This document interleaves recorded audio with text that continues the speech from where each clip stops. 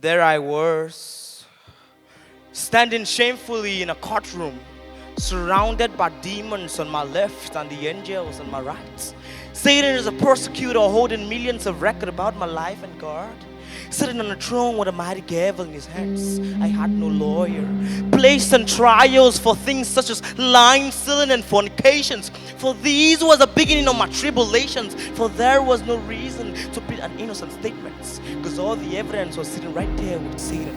The demon smiled as tears rolled down the judge's eyes, for they clearly knew that now was the hour of my demise. But wait, in came a light shining so bright that the demon smiling suddenly jumped up with fright. And the man that walked in that night was none other than Jesus Christ. Darkness departed to give way, and glory was all the angels could say. That the man that walked in that night pulled out a light and immediately set Satan's record against me on fire. He took the sentence far, he raised my name, looked at me in the eyes and said, "Son, I'll take the blame."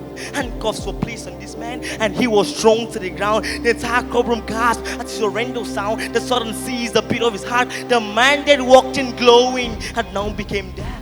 I did this to him. My lying, my stealing, my cheating. He took the pains and spent 3 days in the hell I was to go to for eternity. I left the courtroom that day and there was nothing I could say, because Christ handled the debt that I was to pay. This kind of love is more than you give to a boyfriend, girlfriend, husband, wife. This man died for me. I owe him my life, and even though my life is not all worth it, how can you ever trade perfect for perfect? See, I gave my life to Christ and suddenly picked up a mop. The lying, cursing, cheating, all that had to stop, cause my life had been bought. He will sit there and do nothing but let it rot. I'm not perfect, and the will to sin hasn't completely diminished from my life, but I believe Jesus' words when he died for me on that cross: "It is finished."